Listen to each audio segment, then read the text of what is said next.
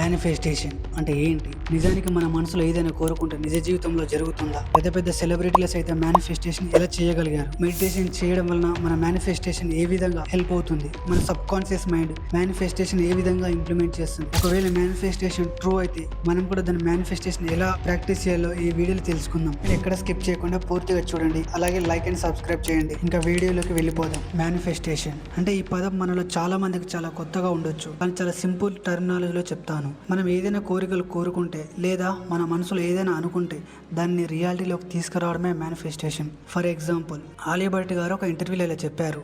అయితే ఆలియా భట్ గారు మిర్రర్ ముందుకు వెళ్ళి బెస్ట్ యాక్ట్రెస్ అవార్డు తీసుకున్నట్టు, బెస్ట్ యాక్ట్రెస్ ప్రూవ్ చేసుకున్నట్టు తనను తాను ఇమాజినేషన్ చేసుకుంటూ మిర్రర్ ముందు యాక్టింగ్ చేసేదంట. రీసెంట్ గా చెస్ ఛాంపియన్ గుకేష్ దుమ్మరాజు గారు కూడా తన 7 ఏళ్ల వయసులో ఈ వరల్డ్ చెస్ ఛాంపియన్ కావాలని కోరుకున్నారంట. సో ఎగ్జాక్ట్ గా 7 years తర్వాత he will be the chess champion of world. I want to become the world champion.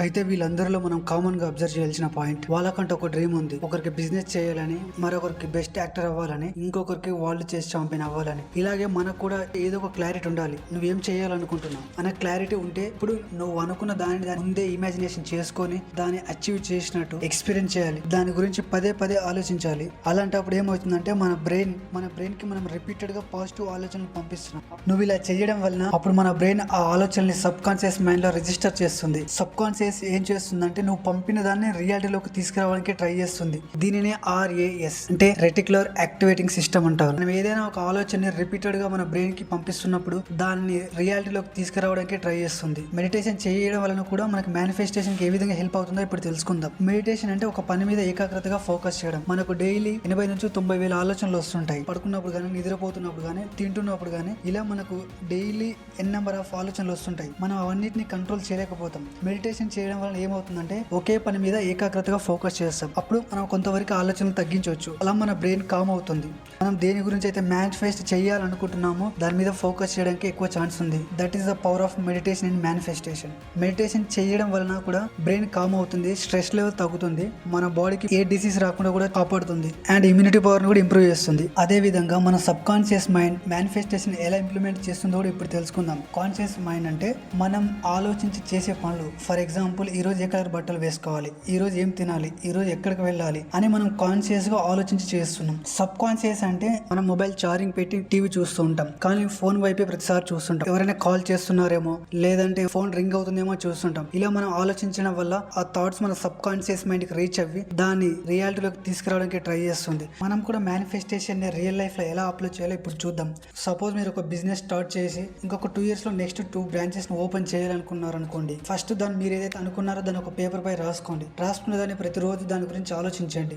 మీరు దాన్ని ఇమాజినేషన్ చేసుకోండి. మీరు ముందే దాన్ని అచీవ్ చేసినట్టు ఎక్స్పీరియన్స్ చేయండి. ఆ విజువల్ గా మీరు చూసుకున్నప్పుడు ఏమవుతుందంటే ఆ పాజిటివ్ థాట్స్ మీ బ్రెయిన్ సబ్ కాన్షియస్ మైండ్ కు సెండ్ చేస్తుంది. సబ్ కాన్షియస్ మైండ్ లో రిజిస్టర్ అవుతుంది. అలా అవ్వడం వలన అప్పుడు సబ్ కాన్షియస్ మైండ్ మీరు ఎక్కడికైతే చేరాలనుకుంటున్నారో అక్కడికి ఆపర్చునిటీస్ క్రియేట్ చేస్తుంది. దాన్ని రియాలిటీలోకి తీసుకురావడానికి ట్రై చేస్తుంది. మనం ఎప్పుడు మన సబ్ కాన్షియస్ మైండ్ కి పాజిటివ్ ఆలోచనల్ని సెండ్ చేయాలి. సో మనం ఏదైతే ఆలోచిస్తామో అలాగే అవుతాం. మనం ఎప్పుడు పాజిటివ్ గానే ఆలోచించండి.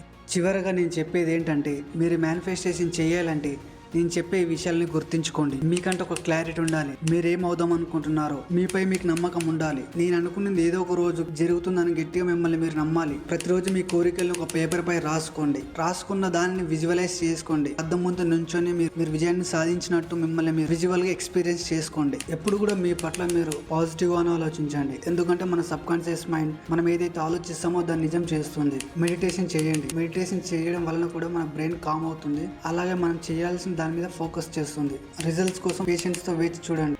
నెగిటివ్ ఆలోచనలు కానీ, నెగిటివ్ పీపుల్ కానీ దూరంగా పెట్టండి. ఎందుకంటే అవి మన సబ్ కాన్షియస్ మైండ్ లో రిజిస్టర్ అయ్యే అవకాశం ఉంది. మేనిఫెస్టేషన్ లో ఒక్క రోజులో జరిగేది కాదు. మీరు డైలీ దీన్ని ప్రాక్టీస్ చేయాలి. ఇప్పుడు మీరు అనుకున్నది సాధించగలరు.